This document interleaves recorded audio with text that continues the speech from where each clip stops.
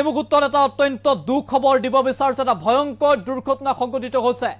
নদীত পৰিছে এখন বিবাহ যাত্ৰীৰ বাছ আৰু ২৬ গৰাকীকৈ লোকৰ মৃত্যু হোৱাৰ খবৰ আহিছে।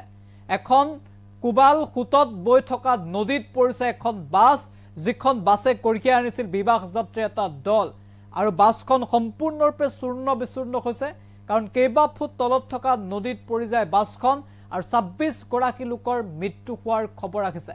আৰু এটা দুখ খবৰ, এই মুহূৰ্তত এটা ভয়ংকৰ পথ দুৰ্ঘটনা ইতিমধ্যে জোকাৰি গৈছে সমগ্ৰ বিশ্ব। বিগ আপডেট এনি টকছৰ জনাইছো গুৰুত্বপূৰ্ণ খবৰ, এটা ভয়ংকৰ দুৰ্ঘটনা।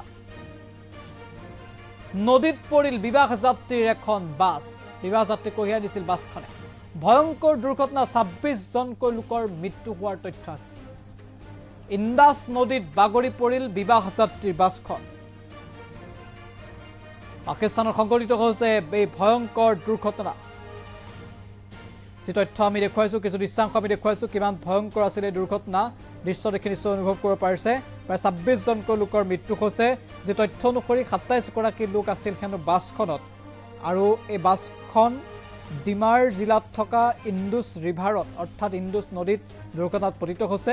আৰু ইন্দুছ নদীত দুৰ্ঘটনাত পতিত হোৱা বাছখন সম্পূৰ্ণৰূপে চূৰ্ণ বিচূৰ্ণ হৈ পৰিছে। আমি দৃশ্যাংশ দেখুৱাইছোঁ। এইদৰে সম্পূৰ্ণৰূপে ধ্বংসস্তূপত পৰিণত হৈছে বাছখন, য'ত ২৬ গৰাকী লোকৰ মৃত্যু হৈছে। এখন যে বাছ আছিল, দুৰ্ঘটনাৰ পাছত হয়তো সেয়া অনুভৱ কৰিব নোৱাৰে, কাৰণ এটা ভয়ংকৰ দুৰ্ঘটনা, চূৰ্ণ বিচূৰ্ণ হৈছে বাছখন। আৰু বাছখন আহিছিল আস্তৰ জিলাৰ পৰা, বাছখন আহিছিল বিবাহ যাত্ৰী এটা দল কঢ়িয়াই আনিছিল। আৰু বিবাহ যাত্ৰীৰ দল কঢ়িয়াই অনা এই বাছখন দুৰ্ঘটনাত পতিত হৈছে। প্ৰায় ১২ গৰাকীকৈ যি যাত্ৰী আছিল তেওঁলোক এতিয়াও তেওঁলোকক উদ্ধাৰ কৰিব পৰা হোৱা নাই বুলি তথ্য ইতিমধ্যে আহিছে। ১৩ গৰাকী লোকৰ মৃতদেহ উদ্ধাৰ কৰা হৈছে। আৰু যিগৰাকী কন্যা আছিল তেওঁক সংকটজনক অৱস্থাত উদ্ধাৰ কৰা হৈছে।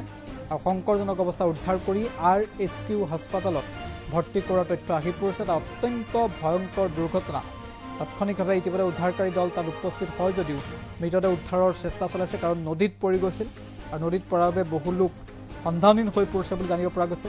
আৰু প্ৰায় ১৩ গৰাকীৰ মৃতদেহ উদ্ধাৰ কৰা হৈছে। আৰু ভয়ংকৰ দুৰ্ঘটনাই সমগ্ৰ পাকিস্তানৰ লগতে সমগ্ৰ বিশ্ব জোকাৰি গৈছে, কাৰণ আমি ইতিমধ্যে উল্লেখ কৰিছোঁ প্ৰায় ২৬ গৰাকী লোকৰ মৃত্যু হোৱাৰ তথ্য পোহৰলৈ আহিছে।